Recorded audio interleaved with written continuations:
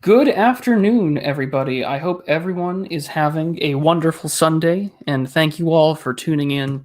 We are once again back at it with the Sunday stream. And I thought, considering yesterday's recent events, and that yesterday is known here in the United States, as well as in the Republic of Armenia and other places across the West, as Armenian Remembrance Day, that the recent announcement from the Biden administration would make for an interesting topic in today's discussion in international affairs and U.S. foreign policy. I did have something planned in the works, but after reading the press readout from the White House, I thought that it would be fun to talk about this instead because there's some really telling language that has come out of the administration as well as the media that tells you we're in for a fun time when it comes to the Arab world and specifically with Turkey. So I'm just going to wait a little bit for everyone to start tuning in, and I'm also going to tweet out that we are live, and we'll get started very shortly. But with that being said, how is everyone doing today? Let you guys pour on in. And I'll tweet out that we're live.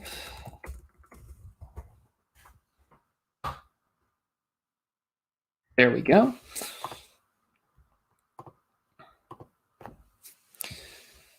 We'll do it live, yes.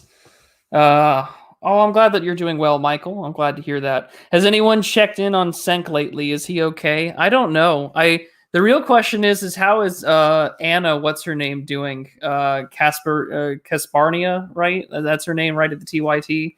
Isn't she actually Armenian and works with a guy that denies the genocide? Yeah, I don't care how Chenk's doing. He's eating up his bacon grease. I'm curious as to how Anna's holding off. You know, the lady that says that she's just naturally a better person. But I'm glad that everyone's doing okay. Been reading Yukio Mishima. Had been taking a respite from exam revision. Oh, that's good. How will Ataturk ever recover? Yeah, Anna Kaspari, and yeah, she's Armenian. Yeah, I figured she was, and she works with Cenk. That has to be interesting. Do you think she's got maybe some sort of self-hatred or masochism in there when it comes to identity politics? But yeah, so with everyone pouring in now, I thought that I would get started with what recently took place yesterday, and I'm gonna go. We're gonna read out the White House's statement here, and I thought that would be fun to start us off with because, like I said, yesterday was Armenian Remembrance Day, and we've officially come out and acknowledged that it's a genocide. So this was out yesterday, and we talk about this. So it starts off with each year on this day, we remember the lives of all of those who died in the Ottoman era Armenian genocide and recommit ourselves to preventing such an atrocity from ever occurring again. Beginning on April 24th, 1915, which the arrest of Armenian intellectuals and community leaders in Constantinople. The Ottoman authorities, 1.5 million Armenians were deported, massacred, or marched to their deaths in a campaign of extermination. We honor the victims of the Medz-Yagarin so that the horrors of what happened are never lost to history. And we remember what we remain ever vigilant against the corrosive influence of hate in all forms. So I want to start there. Just can we talk about how spicy this, the first thing there. Constantinople. Wow, here we go. If we really wanted to piss off Erdogan, this is the way to do it. We're going to acknowledge that it's a genocide, and then we're going to acknowledge Istanbul as Constantinople, which it only took 100 plus years, 1453, never forget. But yeah, here we are.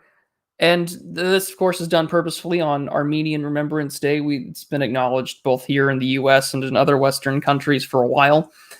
But we've deliberately, Constantinople, where we're remembering what's happening here. Is Biden going to come out and say that the Hagia Sophia should stay a church and nothing more? Because I think it should happen. If we're going to go all out and continue on, then I think that the next course of action is to condemn Erdogan for making the Hagia Sophia a mosque. And yeah, with remnant hearts, that's the first thing that thought to my mind when I was thinking about this. This is the first thing. I was just like, so take me back to Constantinople. That's all that I could think about once I was reading the news yesterday about this. Prudentialist, are you allowed to have genocide in the title of your video? I have comments for deleted that are included that word.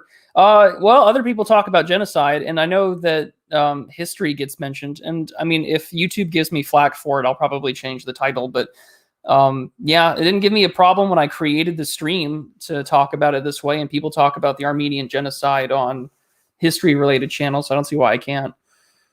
The son of Netanyahu tweeted calling Istanbul Constantinople, trolling the Turks hard. Yeah, that's a little pushy, though, of Elevation X, simply because Turkey was one of the first Arab countries to recognize Israel's existence. So we're definitely screwing with Erdogan hard. But I'm going to continue on with the statement here because there's not too much about what happened. The rest is rather just rhetorical fluff. Of those who survived, most were forced to find new homes and new lives around the world, including the United States. With strength and resilience, the Armenian people survived and rebuilt their community. Over the decades, Armenian immigrants have enriched the United States in countless ways, but they have never forgotten the tragic history that brought so many of their ancestors to our shores. We honor their story. We see that pain. We affirm the history. We do this not to cast blame, but to ensure what happened is never repeated. Today, as we mourn what was lost, let us turn our eyes to the future, toward the world that we wish to build for our children. A world unstained by the daily evils of bigotry and intolerance, where human rights are respected, and to where all people are able to pursue their lives in dignity and security. Let us renew our shared resolve to prevent future atrocities from occurring anywhere in the world, and let us pursue healing and reconciliation for all the people of the world. The Armenian people honor all of those Armenians who perished in the genocide that began 106 years ago today. So that's where we're at. Turkey's not Arab. Oh, I get that. Okay, you'll win that one. But I mean, it's the last remaining the last act of a Turk before he dies is to stab him in the back. Well, I'm not going to. Okay, point taken. For those that are going to be adamant on ethnicity and points like that, got it. But here we are, and so this is what was done. And the thing that really popped out to me was, of course, sort of the establishment press's response to this. And what the establishment press, and by that I mean your typical left-wing media, so Vox, the New York Times, NBC, and so on. But Vox's article is the most telling of what's to come. Because anytime that the press starts, supporting something that the state does, specifically this administration, what you're going to see is a rather, perchance, a view of the history of the days ahead. So what is most likely to come out of this declaration?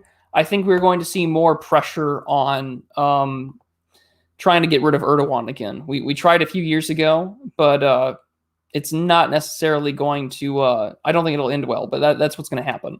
And the reason why is the wording in this article that I'm about to share with you guys is very indicative of what's to come. And today we're going to just treat this like a sort of like a newscast kind of day. We're going to look at a few articles and we're going to talk about what's happening. And they're from a variety of places. But we're going to start out with this Vox article that I think came out yesterday. So why Biden's statement recognizing the Armenian Genocide is a big deal. Biden is the first U.S. president to recognize the Armenian Genocide, and Turkey isn't happening. So this is from Cameron Peters, who I know has written for Vox and other places before, but this came out yesterday, about 24 hours ago. And the part that I wanted to start that made this really interesting is that here's the fluff that is going to tell you everything that you need to know. It is emblematic of the Biden administration's desire to center human rights in its foreign policy agenda, even at the cost of worsening relations with Turkey. Now, what is that all famous quote about human rights that I think is important for us to talk about? That quote from Carl Schmitt about humanity, that the invocation of humanity is nothing more than imperialism. And that is exactly what's going to come out of this. Keep in mind that our relationship with Erdogan hasn't been doing so well. Erdogan has been moving closer towards Russia and Iran. More specifically, Turkey has been buying anti-air defense missiles from the Russians. I think he's been buying the S-400 anti-air defense, surface-to-air missile system. And what this is indicative of course, is deteriorating relations. The United States and the EU has been putting more pressure on human rights. The alleged coup attempt that came out around, I think, 2015, 2016 timeframe is indicative of what's to come about, how the West perceives it, despite the fact that the coup leaders inside that movement were mainly backed by the United States or had relationships to the Central Intelligence Agency. So what we're seeing, of course, is a significantly deteriorated relationship, and now we're simply pouring gasoline on it and lighting a match just to see what happens.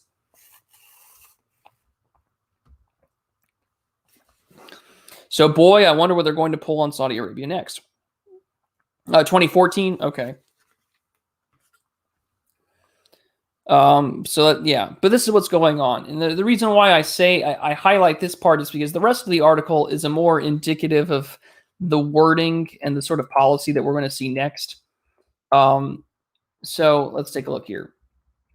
Biden spoke with Turkish President Recep Tayyip Erdogan on Friday ahead of the official U.S. announcement. It was the first conversation between the two allied leaders since Biden took office more than 3 months ago, which some regional experts have taken as a sign of cooling relations between the two countries.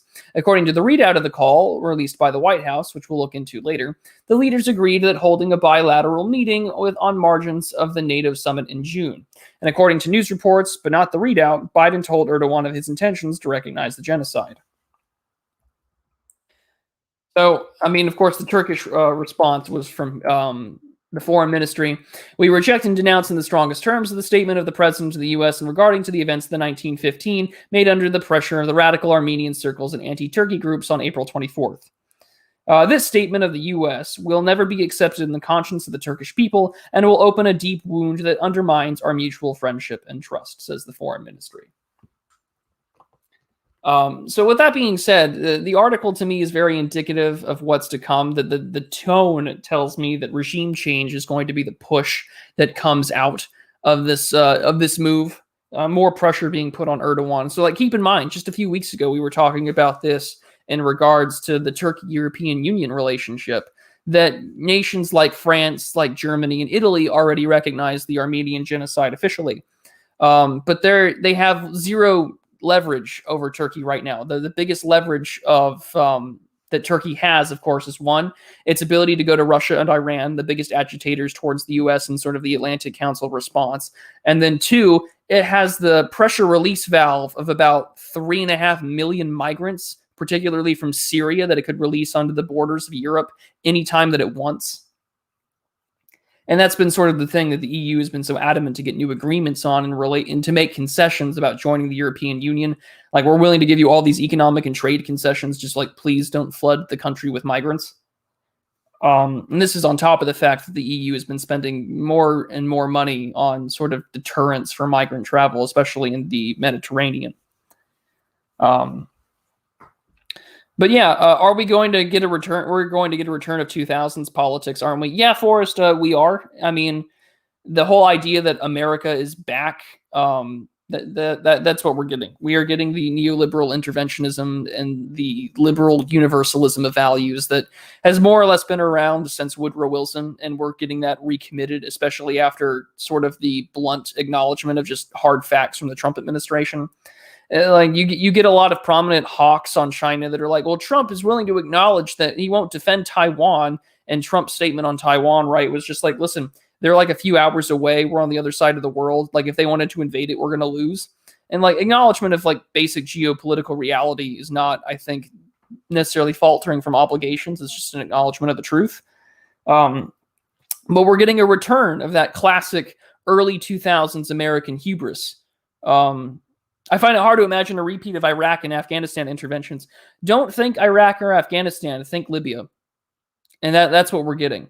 You're going to be getting a Libyan-style intervention, or at the very least, more sort of financial backing of political groups and oppositions, similar to what you saw in Egypt during the Arab Spring. That is what is going to come out of this. But the real tone here that I thought was really interesting wasn't out of the Senate Foreign Relations Committee, but what did come out of it was, here we go. Biden is taking a new approach to the U.S.-Turkey relationship, and the argument here, of course, is just that the statement has no legal binding, will have no benefit, that they will harm us. If the United States wants to worsen ties, their decision is theirs. And they've talked about how, if anyone knows a little bit of the basic aspects of like Turkish demographics, like the United States is already pushing things very, very difficult in terms of, not difficulty, but I mean, you're aggravating tensions that already exist inside Turkey. One of the biggest issues that came out of American-Turkish relations during our fight against the Islamic State, of course, is the backing of Turkish fighters in the region, Kurdish fighters in the region, and the Kurds ethnically make up about 1/5 of the working age population inside of Turkey. The last time I checked the sources and on those stats. And of course, you have the Kurdish Workers' Party. In the same way that the Turks asked the Armenian question over 100 years ago in regards to that population, post Ataturk reforms and the formation of the Turkish government, the Kurdish question has been asked more prominently and has been a part of Western attention ever since. Now, of course, the Kurdish question goes back even further, but more recently, this is the context to work within. And here we are. And that issue, of course, is incredibly concerning for, U.S.-Turkey relations, because traditionally the Atlantic Council view, and I say that in sort of this like pro-NATO, pro-Western hegemony kind of framework, has always been that Turkey is sort of your gateway to the Middle East, the first nation to recognize Israel, and allows you to strategically place missiles, troops, and goods and services that are pretty much on the Soviet Union's border, and then by extension the Russian border. However, because of our increased relationship with the Kurdish people, which of course raises more issues there, despite the fact that we call the Kurdish Workers' Party a terrorist organization, we still support other Kurdish groups in the Middle East, particularly inside Syria, which only destabilizes Turkey internally because a lot of money and arms get flowed between those two countries, which in turn incites more terrorism, especially on the eastern part of Turkey's country, in the mountainside, where a lot of the Kurdish populations reside in. So you get a lot of ethnic tension and strife inside there. And of course, to the Turks, that's an issue of internal sovereignty. It's an internal issue to the Turkish government. And the fact that the United States has been involved with that, along with the West, especially in the rise of ISIS in the Syrian civil war, you sort of have this existential internal issue that's been rising up. And on top of that, you have this outward problem that comes with opening up old wounds with the Armenian Genocide that happened 106 years ago, starting in 1915. So you have a lot of pressure politically being placed on the Turkish government, despite the fact that the Turkish government has a hell of a lot more leverage over that issue than the United States or the EU thinks that they actually have over Turkey. And as Jonathan Pohl has pointed out, that yes, they're a traditional Marxist-Leninist party, and they're a guerrilla movement that's been going on for quite a while. And they've been active incredibly, at least I know of violence since the mid-1970s onward. So you've been dealing with like an active guerrilla civil kind of conflict since more or less for 50 years. That the United States, and only more recently through foreign policy talks and decisions, has made Turkey even more angry. Remember when we were talking about the invasion of Iraq in 2003, that you had prominent policy proposals about splitting Iraq up into three parts, and that the Kurdistan Regional Government, the KRG, in northern parts of Iraq would become its own autonomous, independent nation state, which of course would cause severe problems for Turkey and other parts of the Middle East, where millions of people would leave that are primarily a part of their working population, a part of the tax base, and would disappear in a lot of areas there. And yeah, the Ottomans did use the Kurds against the Armenians in 1914. Not to mention that the Armenians and the Kurds were also sort of clashed against each other in previous aspects of there, along with the CUP and other groups as well. Not to mention that you had significant concerns about losing, expelling millions of non-Christians out of the Balkans after the Balkans Wars in 1912 and 1913, where the Ottoman Empire lost all of its European holdings. So you had even more of an issue of pitting Kurds and the Armenians against each other after that as well, because all of a sudden you had millions of people with inside your borders that are now trying to be resettled. So ethnic tensions increased even more. So these ethnic questions, so to speak, have been around for literally over 100 years. And the fact that they still exist to this day in terms of policy.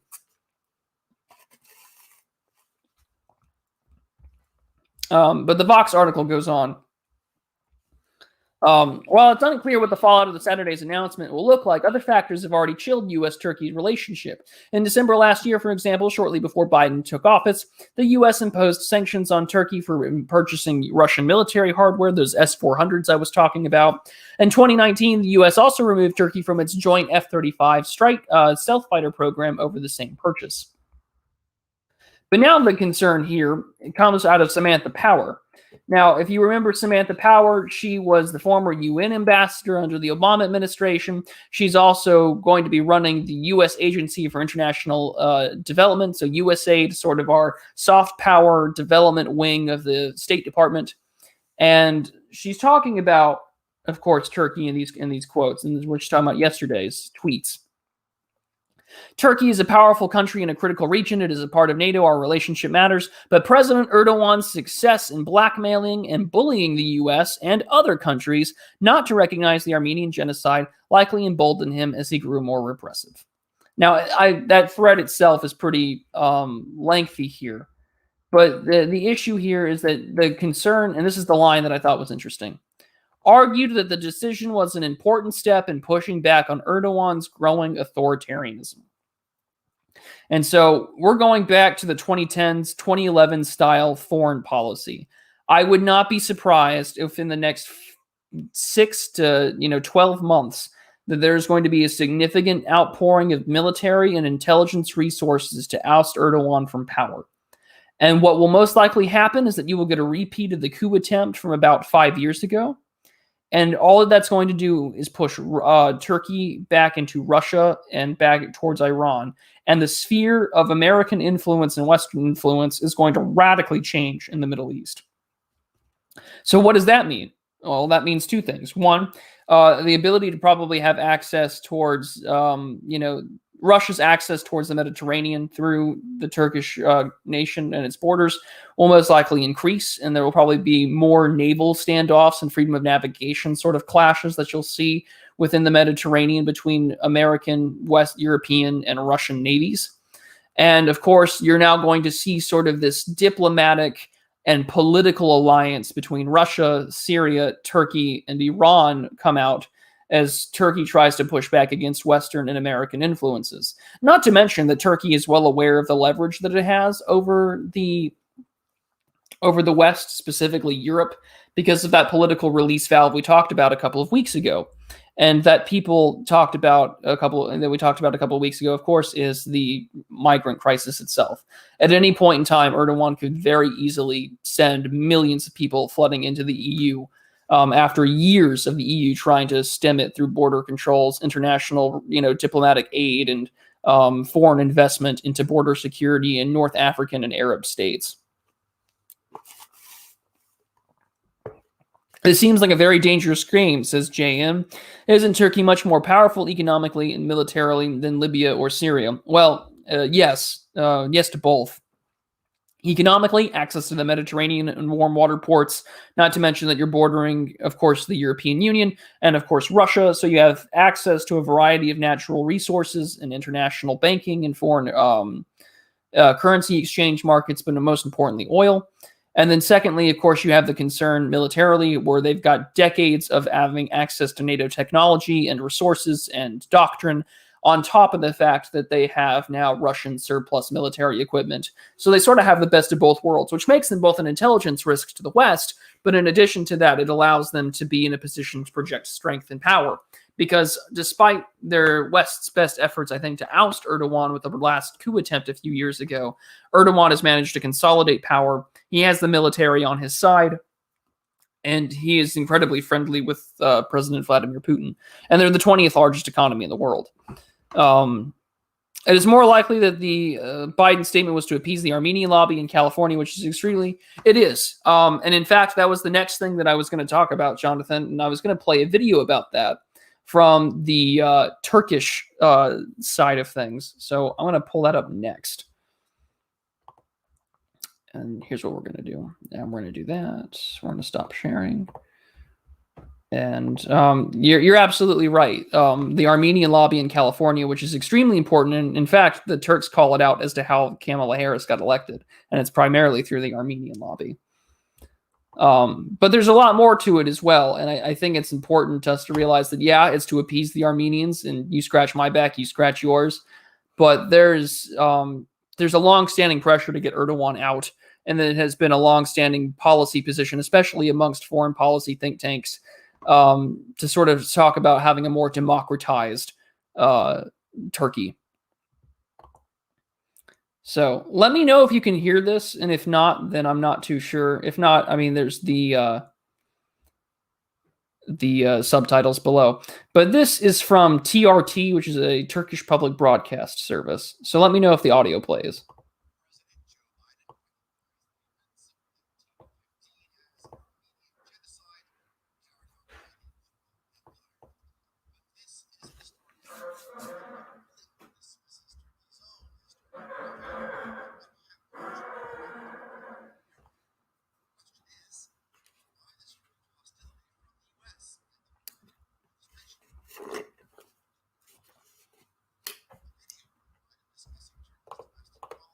No, so it is quiet? Okay.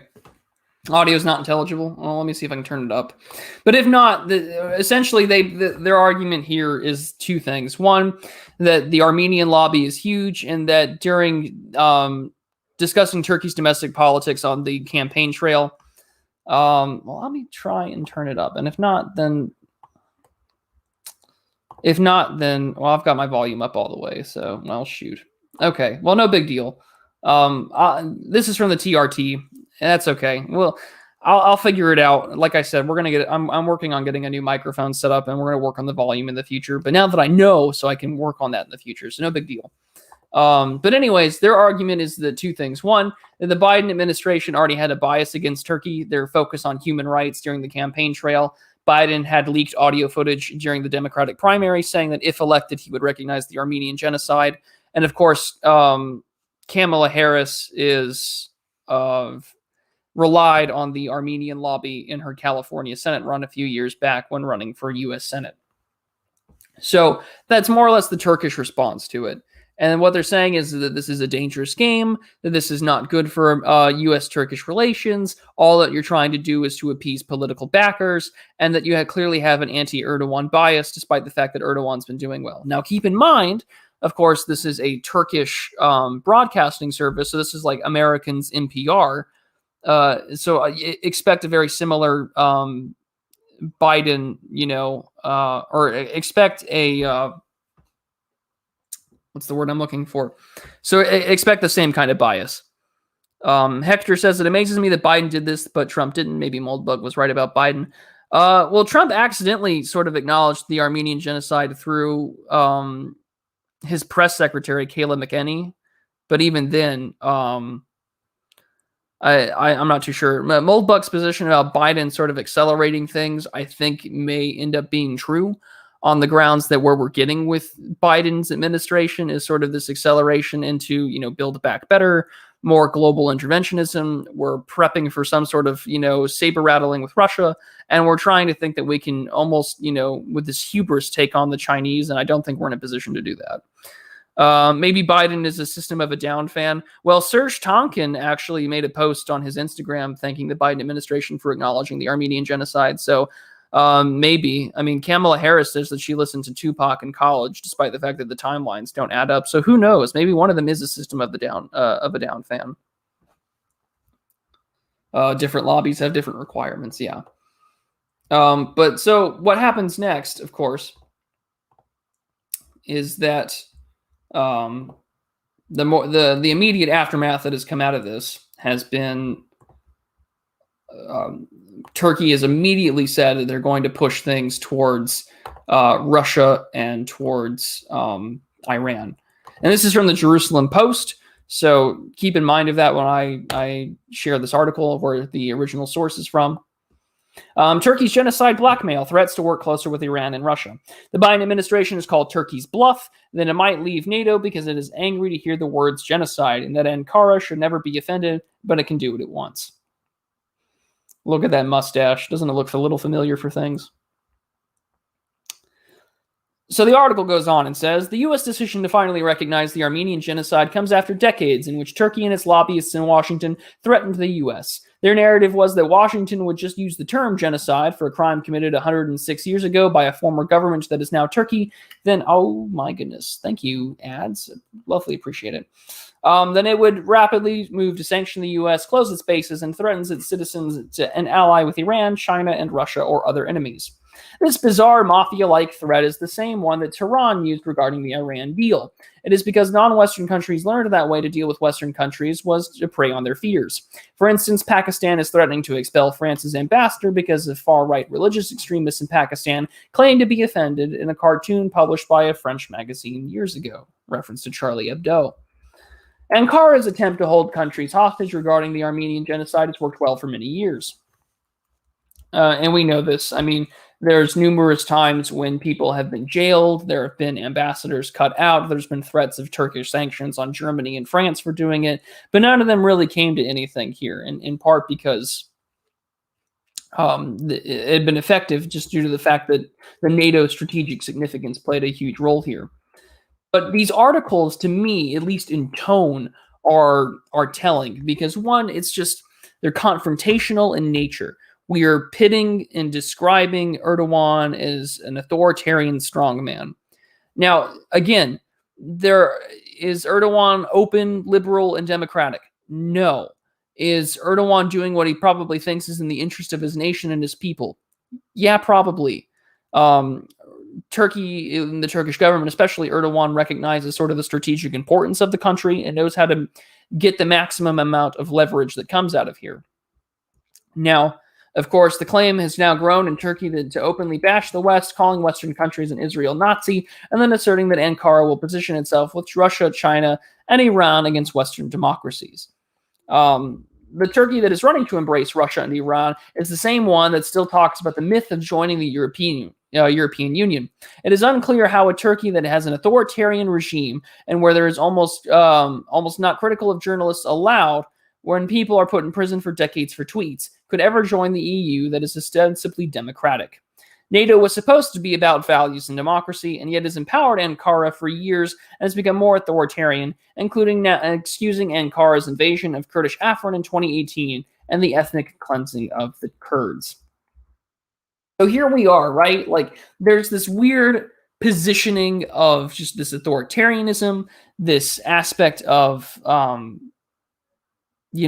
millions of people, what's the word I'm looking for?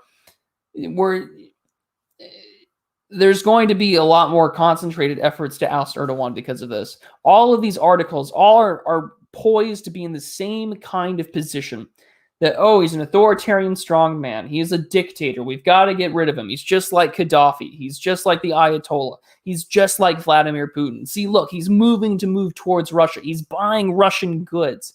You have these political and rhetorical framing devices. And you guys see this. I think it's clear as day. And I know that it may sound like me just being a broken record talking about it. But it's important to recognize that this is probably what's going to come. And we need to be discussing the implications of that.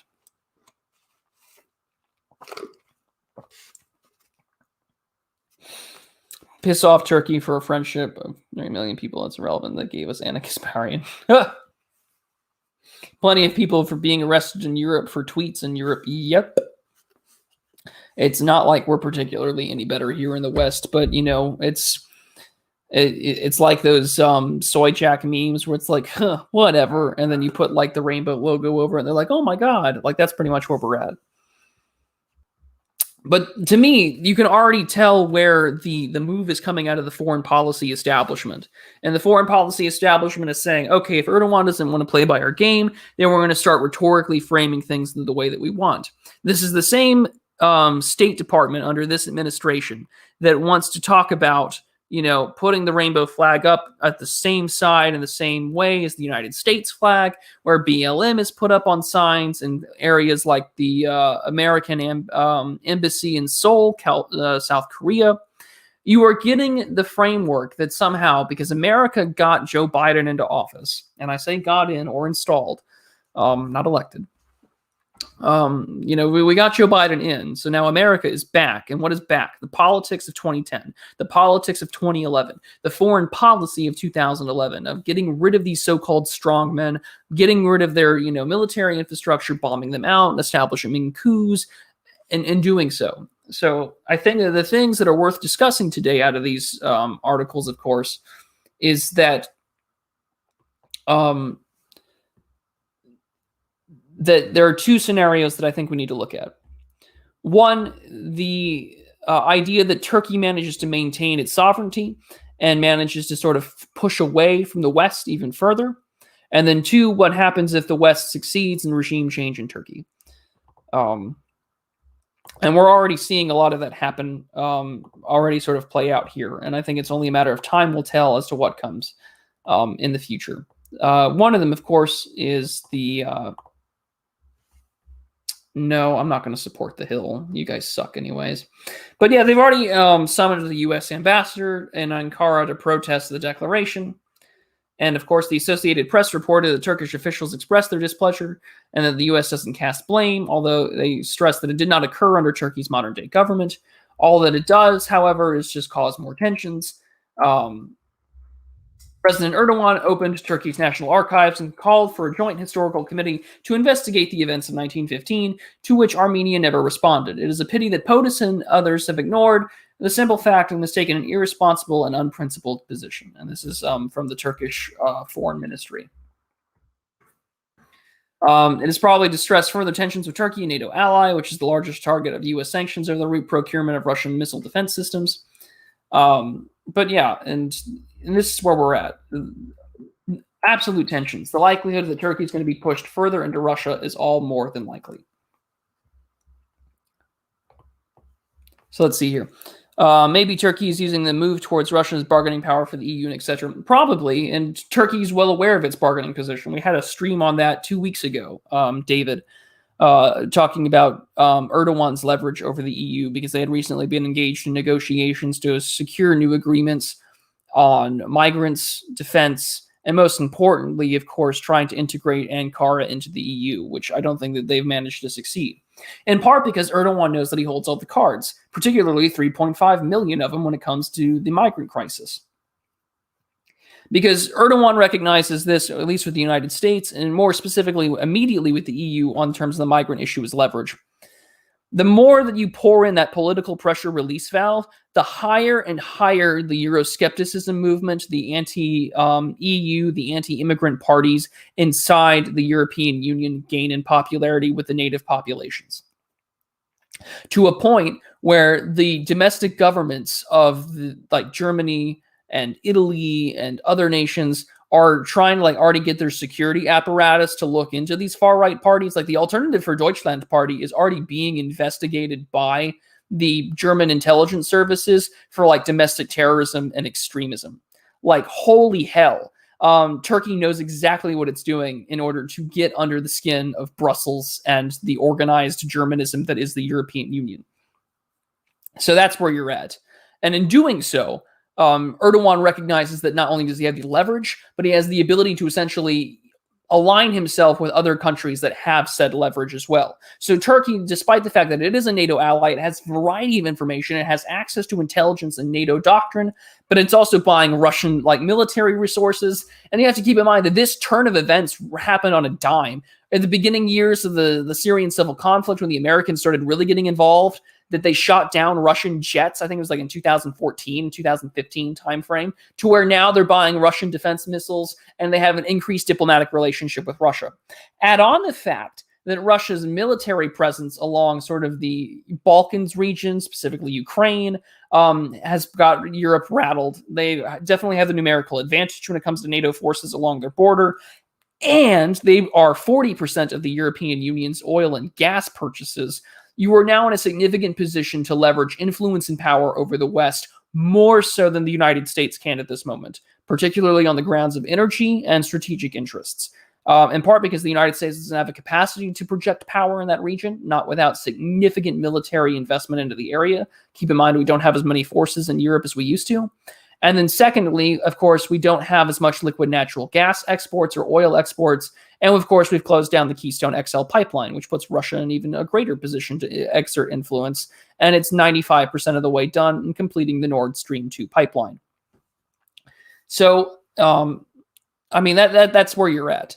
It is absolutely crazy of where you're at in terms of the foreign policy establishment pushing on Erdogan. The human rights and the universalism values is going to come to a head. And as we discussed on Prudent Reads a few months back, like Huntington is right in his analysis that you are going to see civilizational clash affect the ability for the United States and Western Europe to have allies in nations that are not necessarily Christian, that are not necessarily European in influence, or have European diaspora populations. And Turkey and other members of the Middle East is a really great example of that. You have to understand as well that despite the fact that Turkey is sort of this relatively recent government that comes out of World War I, there are still massive chunks of that population that have thousands of years of a cultural history and identify more and more with the Ottoman Empire. And that identification is also the civilizational identity that we see out of the Russians, a civilizational identity that we see out of the Chinese, a civilizational identity that we see out of the Japanese. These civilizational identities, despite their current political alignments wherever they are in the world now, play a major role in how the governments operate and identify regardless who is in power.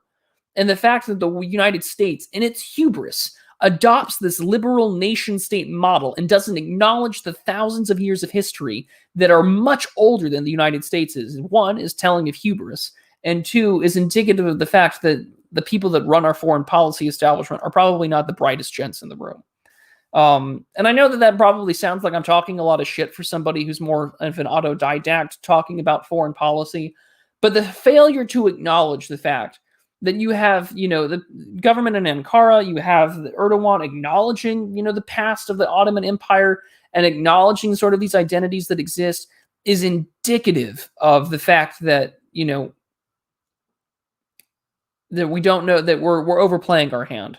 And in doing so, we are putting the United States in a dangerous position because you are about to flip one of the most important diplomatic and strategic, stepping stones and gateways into the Middle East. And by extension, Russia's iridescent Soviet republics in the Middle East as well are at significant risk now of, losing access to diplomatic and strategic ties in the region. David Johnson says, it's been 80 years, but I think we have crippled Europe with our military projection, and they've had no reason to stay prepared for an aggressive Russian, which Western Europe always had to do. To an extent, David, you're absolutely right, which is why when the Trump administration came in and started telling the European Union and NATO allies to pay up on their defense, you sort of started seeing a lot more talk about a European Union military and more political independence from Washington, to which now in the German elections this September, the two leading parties, the Christian Democratic Union, which is sort of their center-right party, and the German Greens, which ostensibly have had a lot of U.S. backing in the past, at least on the Nord Stream issue, are both very much pro-Russia. The German candidate for, chancellor for the German CDU is very much a stronger pro-Russian foreign policy than has ever existed in recent years in the past.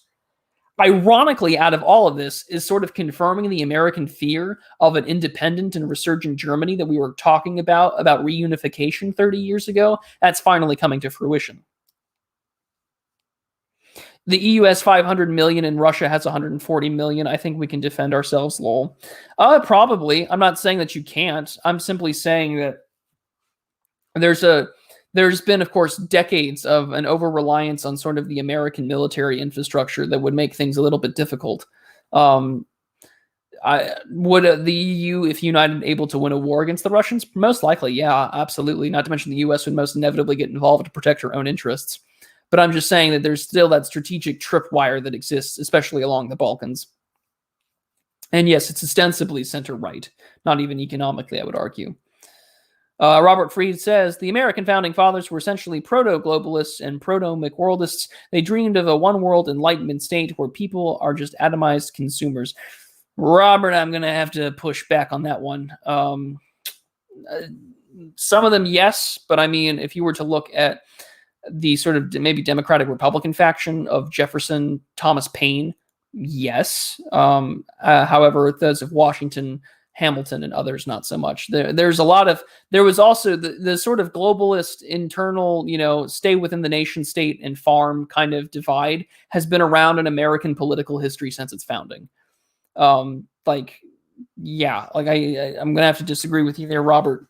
It really depends on which founders you're talking about. But yeah, and this is where we're at. And of course, even mainstream news outlets, this is from Archive that I'm going to share with you all, is already talking about the decaying Russian or the decaying Turkish-American relationship. And it is indicative there of what's going on. So this is from archive.today. If you want to get past a paywall and you don't want to give the mainstream media any sort of attention, always use archive.today. I think it's archive.vn now, just so you can make sure that you're not giving them any ad money, any click money. And of course, you can archive it and see it in its full form without all those shadow edits. A lot of us Europeans discovered after the Cold War that there was never a USSR threat. Won't get fooled again. Most likely, I mean, the United States did so much effort to try and mitigate a resurgent Russia post-fall of the Soviet Union that it inevitably pushed Russia to be cornered and independent and not so, friendly with the West. And I think that was one of the greatest mistakes of the last 40 years in American foreign policy. And I will have a video on that in the works, talking about sort of America's reneging of promises about NATO expansion and what that's done, and why the United States has been overplaying its hand with Russia for years. Because I think the greatest mistake ever made, like I said, was reneging on those promises, making Russia feel cornered, and essentially telling Russia that you have no right, no options or no right to your iridescent claims, no right to millions of ethnic Russians that were within your former territory. And oh, by the way, we're going to put NATO right upon your borders, and we're going to be very, we're going to sanction you and politically put the pressure on. It is incredibly devastating. And the fact that we're doing this now with Ankara is indicative of the fact that we're going to be pushing another powerful economy, another powerful military out of Western hands and into, our quote unquote foes. And it's going to put Washington in even more of a difficult position in the future.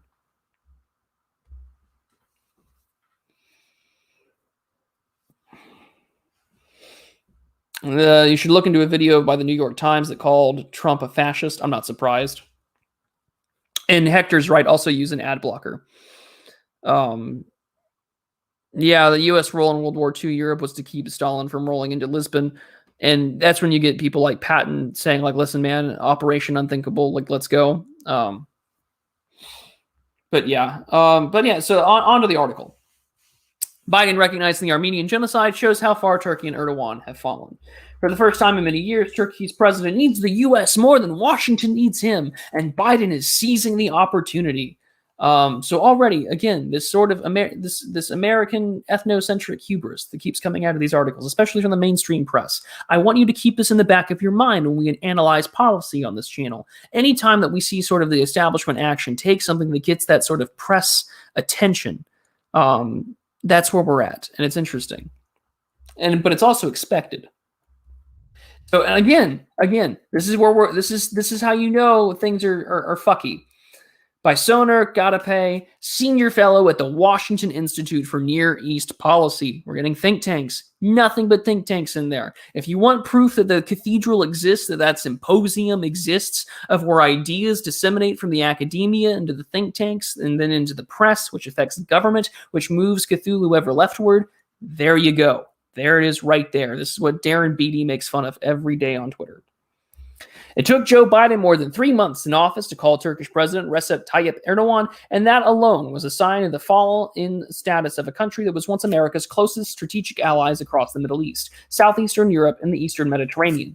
But much worse for Ankara was the message Biden delivered when he finally picked up the phone on Friday, as were the first reported by Bloomberg that the U.S. government was finally recognizing the 1915 Ottoman killing of the Armenians as genocide. Going down further, Of course, Biden is not being mean. He is simply aware for the first time in many years, Erdogan needs the US more than Washington needs him. Biden is accordingly using this window as a lever, hoping to correct some of Erdogan's behavior. Including his anti-democratic actions and close ties to Russian President Vladimir Putin. So here we are again. We are seeing the narrative come out. We are seeing the narrative come out of the foreign policy establishment. I'm getting to a point where I prefer North Korea to global homo imperialism. I mean, that's where we're at. And we're seeing the narrative come out, and eventually the foreign policy actions that will be taken to oust Erdogan sometime in the future. I would not be surprised, like I said earlier, that in 6 to 12 months that there was going to be significant international pressure to either oust him, or there will be media campaigns. Now this article is Al Jazeera America pieces, the BBC talking about how anti-democratic Erdogan is, how authoritarian Erdogan is, how ethnic cleansing happens under Erdogan. All the things that are going to justify some sort of political revolution. Do not be surprised if in the next 6 to 12 months an Alexei Navalny type comes out of Turkey as the opposition leader to the anti-Erdogan sort of camp of politics inside Turkey. And as Louis Le Prudent already points out in the comments or in the chat, AstroTurf protests and whatnot are about to come. They are, and that's exactly what I wanted to talk about today. So, as I mentioned on the title of this is Biden's genocide politics. And what we're seeing here is trying to realign Turkey back towards the Atlantic Council Western interests of the United States and NATO and her allies. And that's where we're at. They're going to try an Arab Spring Erdogan, as Robin Fried says in the in chat. Absolutely, and that's where we're at. So there are two scenarios that I kind of want to game out with you all with the time that I've got left with you all today to sort of talk about what's to come. The first one is what happens if the United States is successful in ousting Erdogan. And then the second scenario, of course, is what happens if Erdogan manages to succeed and stay in power. So I'm going to start with the first scenario first. I want to game this out with you because I've put some thought into this as I was reviewing yesterday's events and seeing the Turkish government react. So one, we talk about color revolutions. The United States is incredibly, for better or for worse, is effective at this. You can take a look at the American involvement in the revolutions in Ukraine in 2004 and more recently in 2014, 2015, when ousting President Viktor Yanukovych out of Ukraine. It is also effective at facilitating political disruptions in places like Libya, Tunisia, and other parts of the Arab world. Why I mention all this is because it is most likely going to happen here. However, Turkey is incredibly effective at consolidating power. Erdogan has already survived one American-backed or at least American-involved coup attempt, and in doing so has managed to purge the military, the civil service, and the rest of his political party of anyone who is friendly to the United States in such a fashion. So, you're going to get a color revolution. I would probably consider it the Red Revolution simply because of Turkey's flag. And say they succeed. The first thing that's going to start immediately happening is that you're going to see a sectarian ethnic breakdown of political parties inside Turkey. Turkey is still incredibly diverse. You've got not only the Kurdish problem, you do have a sizable Christian population, and you have a sizable Syrian population of migrants as well. At the current point in time right now, they do not necessarily have enfranchisement in its revolution or in its political elections and systems. However, if the government were to break down due to some sort of color revolution a la Gaddafi and Erdogan with like Facebook revolutions as it was done during the Arab Spring, I would imagine that the United States and Western leaders would probably try to promote some kind of enfranchisement of 3.5 million Syrians in the area. Now, this means that you have 3.5 million people that will serve as a Western-themed voting bloc that will allow them to essentially do what they want.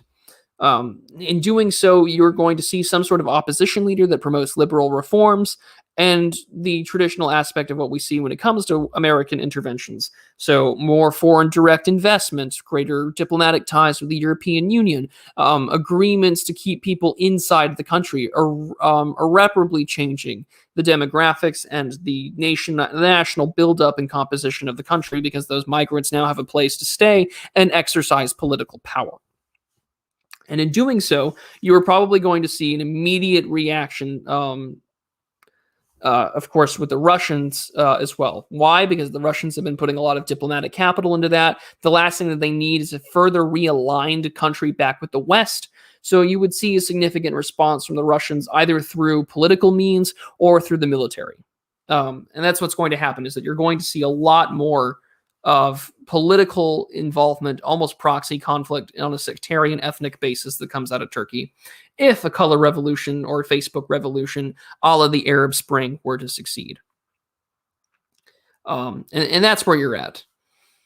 So, I mean, I can't see it shrouded, with the exception of the Kurdish population. Turkey is predominantly Turkish, also like 99.9% Muslim. I can't see it break down in Libya, says Sky.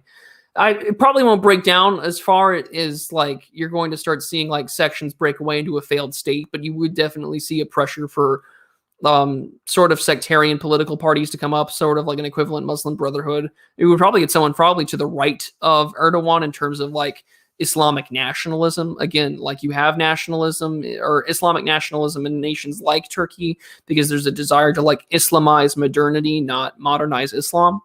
And that's what you would get out of there.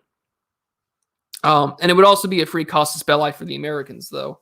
Most likely because, of course, it's a NATO ally. They want to secure the sovereignty of a NATO ally state. And, of course, you're going to be dealing with the consequences of the American military infrastructure that already exists there. This includes, nuclear weapons. This includes military technology, whatever assets that we may have on the ground in terms of advisors. There's significant concerns for all of those things. Is there a timeline on this? Is this something that will gradually take place over our lifetimes? Or are we talking within the next decade or two? To me personally, I think that you're going to see sort of this international pressure on Erdogan during the next, 6 months to 4 years of the Biden administration.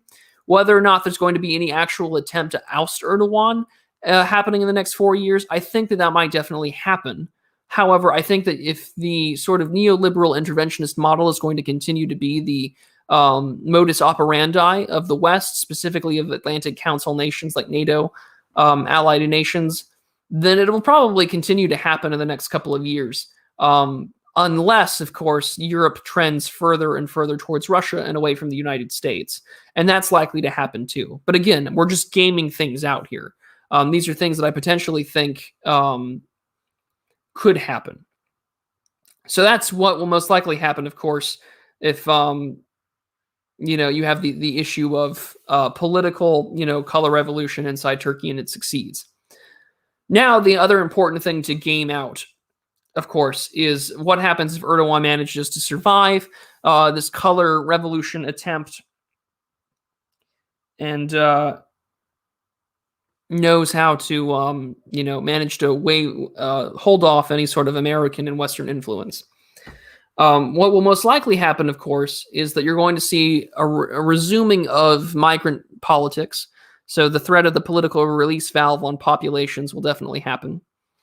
And then, of course, they're going to start clamping down, I think, in the ways that have been described here in chat earlier, that there's going to be, a clampdown on Western media. There's going to be a clampdown on social media. There's not going to be as much Facebook. And I think Turkey, along with like other countries like Egypt, have the capacity to shut down their own domestic internet. So it's not like Erdogan would have a particularly difficult time at shutting off social media and preventing this sort of global village mindset happening that's coming out of the West. But in addition to that, you're going to see significant political alignment with Bashar al-Assad, the Ayatollah, and by extension, President Rouhani, and, of course, President Vladimir Putin and whoever succeeds him in the decades ahead. So those are issues, of course, that are going to come out here. And that will most likely lead to a grand alignment where eventually the Turks eventually leave NATO. And of course, that would only happen, of course, if there's definitive evidence and proof that the United States and the West tries to oust Erdogan.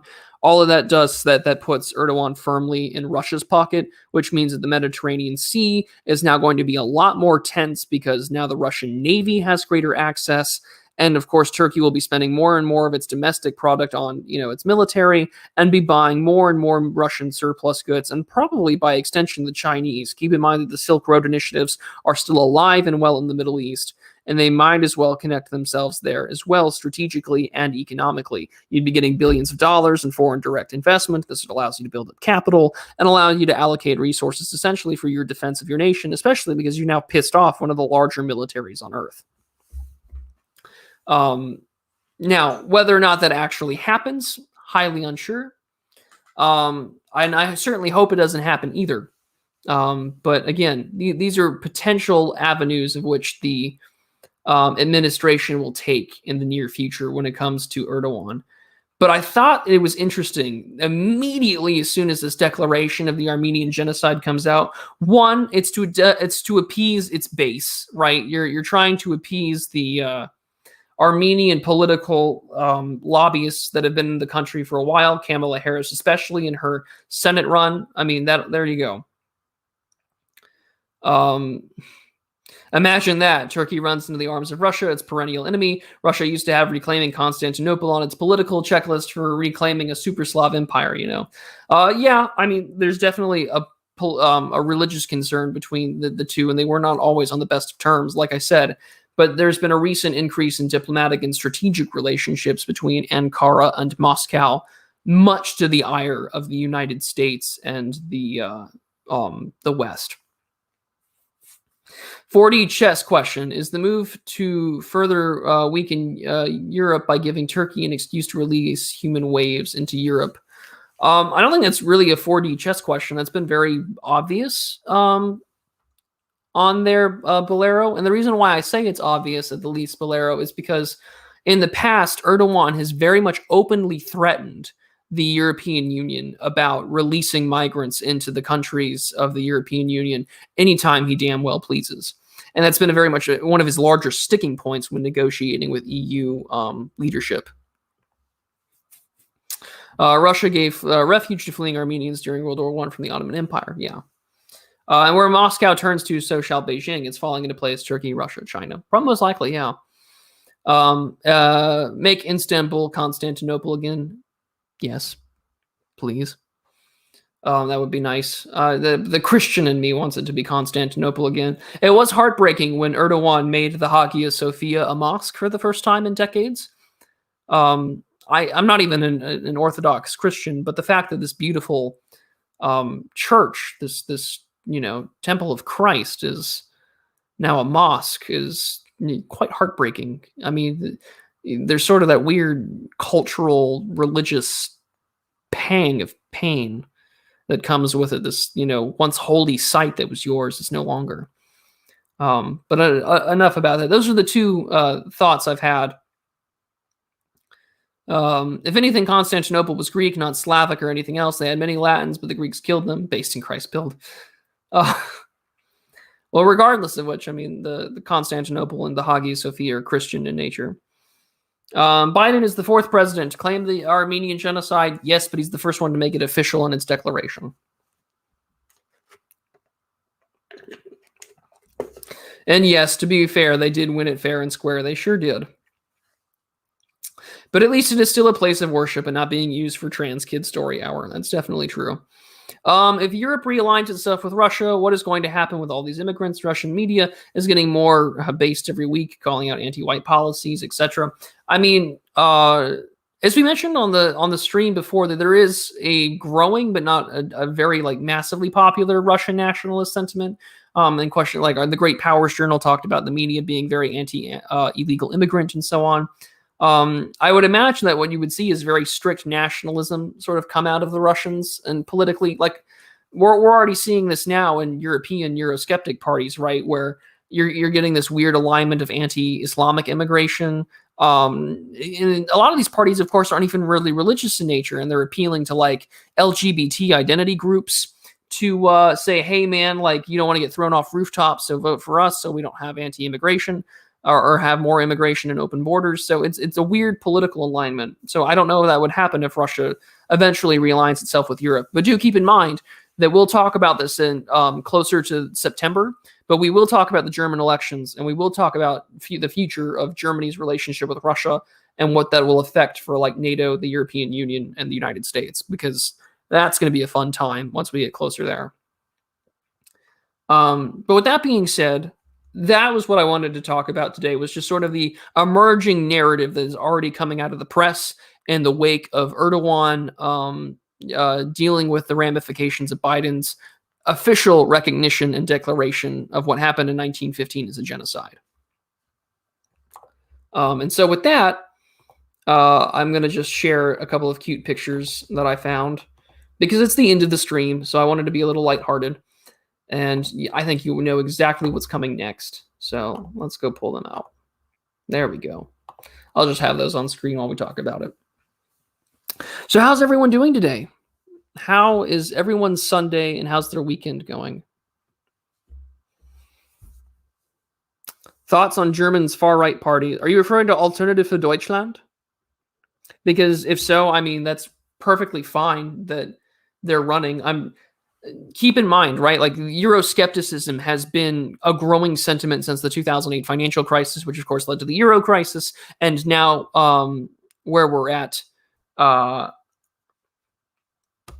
in terms of the AfD. So I'm not surprised that they exist. I'm not too intimately in depth and familiar with their platform, so I really can't give you a comment on that. However, I think that they're clearly enough threat politically, domestically, that the German intelligence service apparatus is already being used to investigate them. They got castrated incredibly quickly. So that's where we're at. Louis the Prudent asks, that's a cute one. What are the species? So those are like white tree frogs. They're like one of the most well-known pets for frogs, and for if you ever have one. I'm considering, when I get my own place and I'm living on my own and I'm done with all this medical crap in the future, I'll probably have one of my own, just because they're relatively affordable and they're a good way to take care of as a pet. What do frogs taste like? I don't know, actually. I have not ever had frog legs. I would not know. But don't eat the frogs. Frogs are friends. You should ask Jonathan. He would know. But yeah, so, and of course, after the stream, if you're interested in sort of some of the stuff that I do, I did put out a real talk video out yesterday. So there's a scripted video out for you all to enjoy, talking about sort of the closing out of the exits, both financially and physically.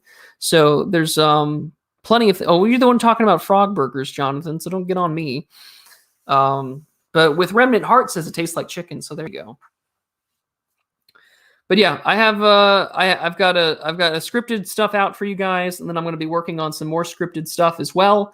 And then I'll be submitting my policy recommendation on the Nord Stream 2 pipeline to the Great Powers Journal tonight, and hopefully it'll get edited and put out later this week. So I've got some writing to come out. I have some more videos in the works, and I've got some really good fishing stuff for you guys to look at too. The most latest one I have actually has a couple of catches on camera, so we've got that going for us. And the nice part about it is too that they're just little baby sunfish, like it's stuff that the bass eat in the pond. But it was nice to actually catch something on camera for you all, so I'm very happy with that. I would never eat a frog. I'm from Texas. We have beef here, damn it. That's right, Tuesday. That's right. We're from Texas, so we eat beef and venison and all these great pieces of meat. We don't eat frogs. We're not French. And then, speaking of burgers and frogs, let me go put up this other one that I thought was hilarious.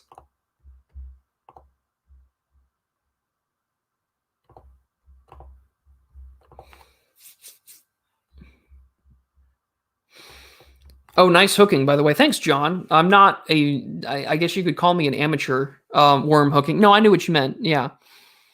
I figured that's what you were referring to. Thanks. I haven't used live bait in forever, so it was nice to or use a bobber and live bait, which was really fun because it's just like, until I had moved up here where I live now, I hadn't gone fishing or really done the outdoorsy stuff in years. And so now I'm finally back out in the countryside and all that jazz. And I get to really just enjoy, the outdoorsy stuff that I used to enjoy as a kid. So all the fishing, the hiking, the hunting, I now finally get to do all that. Angler? No. Have you been ripping lips? No. I take good care of the fish. And I know there's no angler where I'm at. Just some smallmouth bass and some sunfish and the occasional crappie. Nothing too special. So yeah, I mean, it just, that's what I have in my area. Although I'm not too far from a pretty sizable couple of lakes where I live that have angler and catfish. So one of these days, I think maybe during the summer, I'll go out down to the lake on the weekends and just fish for a couple of days. Maybe get some footage that way for you all. I'm excited. It's nice I like doing the real talk stuff because one, I don't have to do all the like meticulous video editing. I just have to like make sure that things look nice. And then I can capture all this stuff. You should try bow fishing. I'll look into that. I'm not opposed. They want you to eat estrogen-soaked soy burgers. Yeah, that's true. That's the reason why. As soon as like places like Burger King announced that they were doing like plant-based burgers, it's like, all right, I gotta stop buying or start going to the fast food joints because they're not going to clean out their ovens. So all that soy, phenoestrogen plant crap's going to be on your beef burger, even if you order one. So that stuff's going to be nasty and processed and bad for you anyway. But you shouldn't be eating at fast food burgers anyway. Like I need to cut back on my desire to eat at places like Whataburger anyways. So you got to take care of yourselves. So don't eat at fast food. Buy that stuff. Do all that you can. John Emmerich says, metal detecting has been a big hobby of mine, generally better in locations with history, more dropped artifacts. I wholeheartedly agree. It is a lot of fun hobby, especially if you live in Europe. The things that you can find from all over the place and all over history is just amazing. So that's what you do. Real men grill, as Michael points out. Real men grill. Whataburger kind of went downhill, didn't it? No, I don't know. They still have great things on their menu. Like that's just how I am. Like Whataburger is one of the few places fast food joints I don't complain about the price because I've never had a bad experience there. And then Chick-fil-A. So that's how I am. And that's how you know that I'm this like, I'm truly Texan at heart. Despite the fact I was like born in Oklahoma, Texas is where it is for me. And it's Whataburger, Chick-fil-A, Texas barbecue, fucking grilling. It's, In-N-Out is good. And John, get out of here, Jonathan. Get out of here with your In-N-Out garbage. I hate the fact that In-N-Out is now in Texas and invading my great state with their crappy burgers and their double and their terrible sauce. That's fine. I'm saying it here. Burgers talking about burgers. That's right, Shouted Hills. This is an American talking about an American delicacy, and this is what we do. And that's where we're at. Civil War spots are great for metal detecting in the South. I don't live close enough to any major Civil War hotspots to do that, but I'll keep that in mind for some of my family that lives in like Virginia.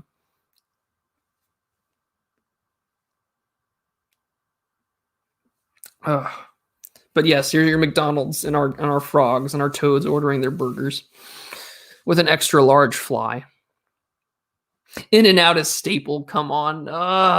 I've had it before and it's not my cup of tea. I'll take Whataburger any day of the week. And that's my state pride coming out. That's just how it is. The Texan in me is going to stick to his guns and he's not. That's my story and I'm sticking to it. But I appreciate you all coming in. I know today was a little bit later as In-N-Out supremacy for the win. Get out. Californians, get out.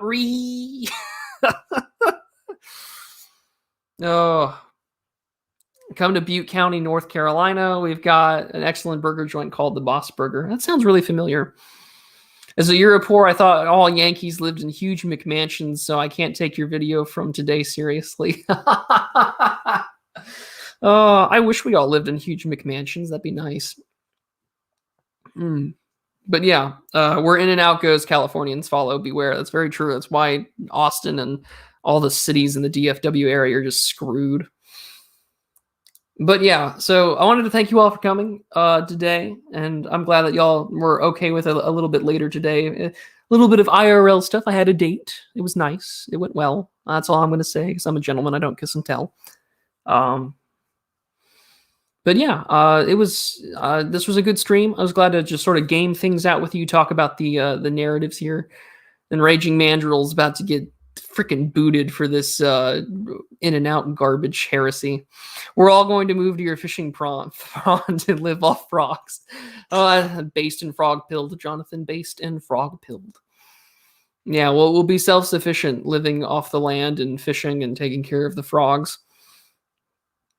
But yeah, like courting for the win. Absolutely. Thank you, John. So what's coming up next? So now I'm going to just do the little channel announcement stuff and some shilling, and then we'll be on our way to conclude and let you know about what's going on in the near future for the channel. So tomorrow I will be over on Yiz the Eunuch's Discordant Dragons stream because that was always a lot of fun the first time that we did it. And so I'll be doing that, of course, again. That was fun, and it was enjoyable, and I'll probably be doing that again. Hopefully, it'll be tomorrow afternoon, and I will share that on Twitter, and as well as I'll make a YouTube community post. So that's what's coming up there. And then on May 4th, so next week on Tuesday, I will be on Break the Rules again to talk about, I think, politics and governance. And I'm really looking forward to that one because those guys are just really fun to talk to, and they are really well versed in knowledge. I'm excited about that. Pleb Ranch win. I don't know. You got to talk to Don. You have to talk to Don. So that's on that. And then, of course, the big thing that I'm working on right now are a couple of long form videos, and those long form videos are, of course, talking about American-Russian relations, talking about the mistake made in the 1990s. And then I'm working on what a reactionary / NRX foreign policy would look like, working within sort of the nation-state framework and sort of that return to the Westphalian tradition. I've decided to make my Westphalian tradition video I've been working on forever, sort of this treatise on what I think a reactionary foreign policy would look like in the age of neoliberal interventionism. So those are the two bigger videos I'm working on. And then, of course, I'm going to record a Monday morning musing. I haven't done one of those in a while. And that'll be on accelerationism, I think. And I'll have that premiere tomorrow morning. And that's what I've got going on right now. The things that I would greatly appreciate you all to do. Shouldn't a reactionary foreign policy be isolationist? Yes. And the reason why I refer to the Westphalian tradition is sort of the recognition of state sovereignty and not intervening. Which is why I want to work on there. Russia is dying. Don't let Russia or the media mislead you. Otherwise, it's an interesting channel on it. Scott W. Palmer. I'll be sure to take a look at that, Louis. Don't worry. I'm not very much based in Russia pilled. I like the fact that Russia's trying to defend its sovereignty, but I do think that there are issues that the United States has made and various issues there, and various issues in regards to American-Russian relations. But yes, it is isolationist in nature. And I'll get into that in the video. Don't worry. And of course, the things that I would really like to ask for you guys in terms of shilling is going to be just, sharing these videos and letting people know about the content I make. If you can share them out, the closer we get to that almighty watch hour number, and that way we can get monetized, and then we can do super chats, and that'll be the exciting thing. That is what I'm stoked for. So share this content. Let people know about the work that I do. Let people know that this is a great place to get foreign policy analysis, as well as some lighthearted fun with frogs, if they're into that. And of course, really good scripted political content. And I'm only, working to improve. I just got, Adobe Premiere, so I'm going to start learning how to use that to make videos instead of what I'm currently using. So share the work. Let people watch it. I would greatly appreciate that. Liking and sharing this stuff is what I ask more than anything else, rather than subscriptions or, donations, because, I'm very thankful for all of those that do. But again, I want to get to that almighty monetization number in terms of watch hours. So sharing and watching the content, let's make that happen, guys. We're so close. And then last but not least, of course, if you are interested in sharing or in supporting the work, There, of course, is my Subscribestar, subscribestar.com/the Prudentialist with a hyphen between the and the Prudentialist. This is where I let people know about how they can support me. And currently right now, you guys have been helping me out with buying some mic stuff. I want to, get things to help with pops and all that jazz. And that's what I'm working on here. So, hi DK Menace 1990. I'm glad the DC Perspective sent you. You should start from the beginning. You should visit Europe before Judgment Day hits them. Europe is beautiful. I've traveled all over Europe and done all that thing. In Shrouded Hills, you can get the widget. That's not a problem. We can do that. Hold on. Hold on a second. I think I can make you add moderator. There you go. You got the wrench, Shrouded Hills. You're good to go. Don't you worry. Just don't go power hungry, lol. But yeah, and then there was a recent tip that I wanted to thank. Let me see if I can get it up here to show. I'll pull it up later. Or no, there it is. Yeah, there were. I'll pull it up later. I wanted to thank him. I think I'll thank him in a video tomorrow, personally for it, because he tipped me $50 to help buy some microphone equipment. So I'm very thankful. But that's my Subscribestar. If you're interested in backing me there, I would greatly appreciate it. All that money goes towards the channel. I don't really keep any of that money. It goes towards equipment. It goes towards, taking, classes and paying for things to help me learn how to edit videos and pay for branding and things like that. I might get a new profile picture soon. I put some money out on Fiverr to look at things. So all the stuff that you guys do, it goes into this channel. I'm going to start treating it kind of more like a job because you guys do pay me and you guys do support me. And I can't believe that in just like less than 6 months worth of work, this is where we're at. We're almost at 1,500 subs. The growth has been great. The appearances that I've been making has been great. And you guys who come in here and talk are wonderful. And I'm very thankful for it. So this has been the Prudentialist on the Sunday stream. We've talked about Turkey and the Armenian Genocide declaration from the Biden administration. We saw the reactions. We saw the upcoming sort of regime change narrative come out of the press. And we talked about 2 potential scenarios that come out of that sort of color revolution that may come from Washington in the years and months ahead. So this is the Prudentialist, letting you all know that things are doing well up in the world. We're all trying our best to work hard and understand the world around us. Tune in next Sunday for another wonderful Sunday stream covering international relations and foreign policy. And as always, be prudent, everybody. I love you guys. Take care.